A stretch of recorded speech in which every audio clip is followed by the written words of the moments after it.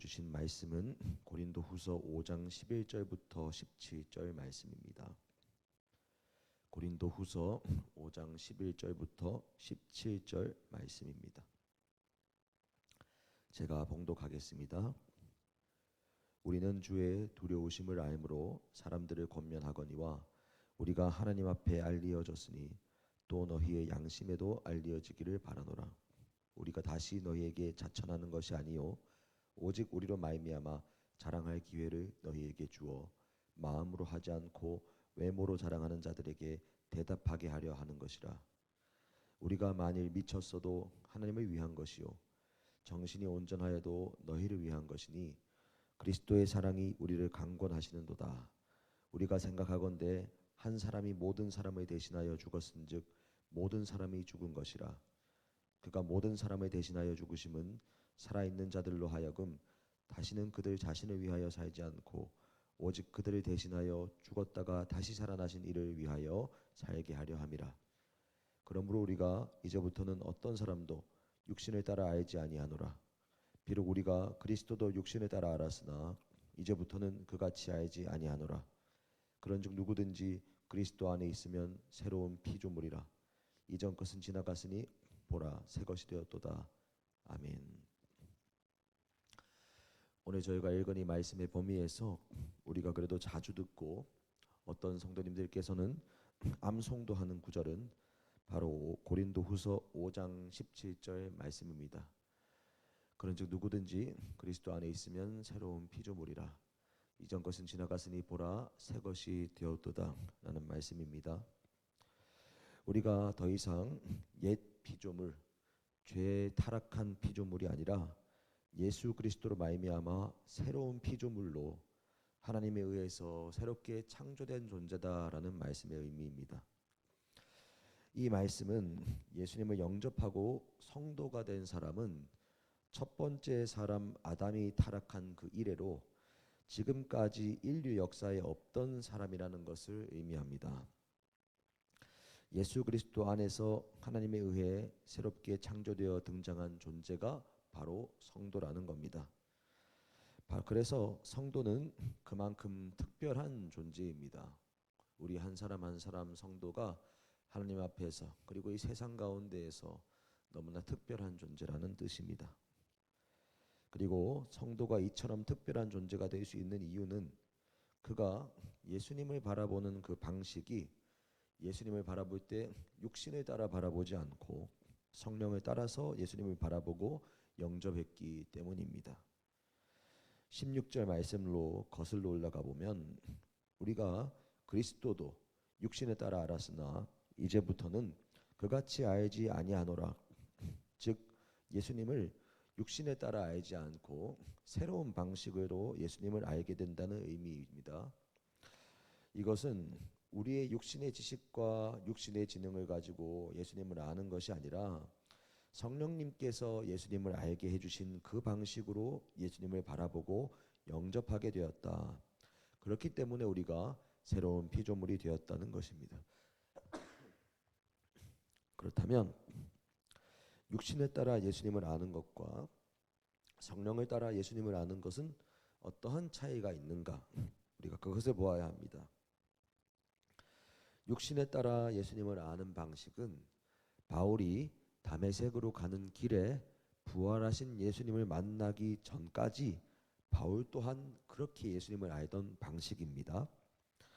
유대교 엘리트 교육을 받은 바울은 그리고 그 당시 모든 유대인들은 육신을 따라 예수님을 바라보고 있었습니다. 그렇게 바라보고 있었기 때문에 예수님은 철저하게 하나님께 저주받은 자였습니다. 왜냐하면 유대인들이 가지고 있는 그 신명기 율법에 나무에 달려 죽은 자는 곧 하나님께 저주받은 죽은 자, 저주받아서 죽은 자라는 그러한 율법의 가르침이 있었기 때문입니다. 그렇기 때문에 율법의 방식, 율법의 해석을 그대로 따라서 예수님을 바라보면 예수님은 구원자가 될 수가 없습니다. 하나님께 저주받아 죽은 한 명의 신성 모독자에 불과한 것입니다. 이게 바로 육신을 따라서 예수님을 아는 방식입니다. 그렇다면 성령을 따라 예수님을 아는 것은 무엇인가? 나무에 달려 죽으신 예수님을 하나님께 저주를 받아서 죽은 자로 보는 것까지는 똑같습니다. 그런데 여기에서 한 걸음 더 나아갑니다. 왜 예수님이 하나님께 저주받아서 나무에서 죽으실 수밖에 없었나? 그 이유를 깨닫게 되는 것이 바로 성령을 따라서 예수님을 아는 것입니다. 그 이유는 예수님께서 원래 인류가 받아야 하는 하나님의 저주, 모든 인류가 받아야 하는 하나님의 진노를 대신 받으셨기 때문에, 그래서 예수님이 하나님께 저주받은 자로 나무에 달려 죽었다라는 그 사실을 깨닫게 되는 것입니다. 예수님 본인에게 죄가 있고 본인에게 저주받을 이유가 있어서 나무에 달려 죽은 것이 아니라, 예수님은 죄가 없으신 분이지만 모든 인류를 대신해서 인류가 가지고 있는 모든 저주와 하나님의 진노를 가지고 가셔서 죽으셨기 때문에, 그렇기 때문에 나무에 달려 죽으셨다. 다시 말해서 십자가에 달려 죽으셨구나. 이 사실을 깨닫는 것이 바로 성령을 따라서 예수님을 아는 방식입니다. 그리고 14절, 15절에서 바울은 성령을 따라 예수님을 알게 된 그러한 사람만이 믿을 수 있는 말을 합니다. 한 사람이 모든 사람을 대신하여 죽었은즉 모든 사람이 죽은 것이다. 한 사람이 모든 사람을 대신하여 죽었다가 다시 살아나셨다. 사랑하는 여러분, 이 말씀을 우리가 그동안 성경을 알고 신앙생활을 해왔는 우리들의 인생의 배경이 아니라, 정말로 한 번도 성경을 읽은 적이 없고 교회를 다닌 적도 없고 예수님에 대해서 들은 적도 없는 사람이 이 말씀을 본다고 생각해 보시기 바랍니다. 예수님이라는 분 그 한 사람이 모든 사람을 대신하여 죽었다. 그 사람이 모든 사람을 대신하여 죽었다가 다시 살아났다. 이게 말이 되는 말이라고 생각을 하십니까? 그 사람이 이 얘기를 볼 때 절대로 납득할 수가 없는 말입니다. 도대체 예수라는 그 한 사람이 누구이길래 그 한 사람이 죽었다고 모든 사람이 죽은 것과 마찬가지가 되고, 어떻게 한 사람이 모든 사람을 대신할 수 있다는 말인가? 더 나아가서 어떻게 한 사람이 나무에 달려 죽는다 해서 모든 인류에게 있는 하나님의 저주를 대신 받을 수가 있는가? 어떻게 모든 사람이 모든 사람의 죄를, 한 사람이 모든 사람의 죄를 지고 죽을 수가 있다는 말인가? 상식적으로 육신을 따라서 볼 때에는 절대로 납득할 수 없고 이해할 수 없는 말입니다. 미국에 폴 워셔 목사님이라는 분이 있습니다. 이분이 설교를 하는데 어떤 청소년이 방금 이 질문을 똑같이 했습니다. 어떻게 한 사람이 그 모든 것을 대신합니까? 어떻게 한 사람이 모든 저주를 대신 받습니까? 그 목사님이 대답했는데요. 그 대답은 정말로 성령을 따라서 예수님을 바라보는 사람만이 믿을 수 있는 말이었습니다. 다음과 같은 말입니다. 그 한 사람이 모든 사람을 다 합친 것보다도 가치 있는 분이기 때문이다. 우리가 생각하는 소중한 모든 것, 지금 내가 가진 것, 그리고 이 세상의 모든 만물과 우주의 행성과 별들과 그 모든 것들을 긁어 모으고 아름다운 것, 기쁘게 만드는 것, 그 모든 것들을 다 긁어 모아서 저울의 한쪽 편에 쌓아 올리면 그 무게가 엄청날 것이다. 그런데 그 반대편에 이 한 사람만 딱 올라선다면 그 한 사람의 가치, 그 한 사람의 무게가 그 모든 것을 압도한다 라는 답변이었습니다. 사랑하는 여러분, 이 한 사람이 바로 예수 그리스도입니다. 우주의 모든 것, 모든 아름답고 고귀한 것을 다 긁어 모은다고 해도 감히 비교할 수 없고 가장 가치 있고 존귀한 그분, 하나님 자체이신 그분이 바로 예수 그리스도이십니다.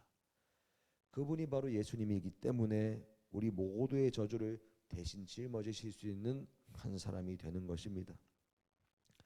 사랑하는 여러분, 그런데 이 사실이 믿어지는 것이 은혜입니다. 이 사실이 믿어지고 그렇게 예수님을 바라보는 것이 바로 예수님을 육신을 따라 아는 것이 아니라 성령을 따라서 예수님을 아는 것입니다. 그리고 그러한 은혜로 성령을 따라서 예수님을 알게 하신 주님의 목적이 있습니다. 15절 하반절 말씀입니다. 다시는 그들 자신을 위하여 살지 않고 오직 그들을 대신하여 죽었다가 다시 살아나신 이를 위하여 살게 하려 함이라. 아멘.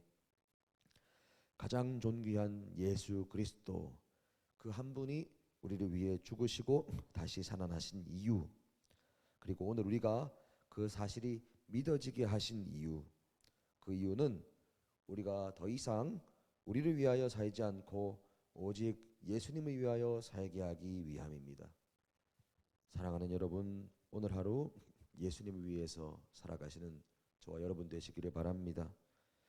나 자신을 위해서만 먹고 마시고 나를 위해서만 누리고 나를 위해서만 기도하는 것이 아니라 예수님을 위해서 먹고 예수님을 위해서 마시고 예수님을 위해서 기도하고 그렇게 순종하는 삶을 살아가는 저와 여러분 되시기를 예수님의 이름으로 축복합니다.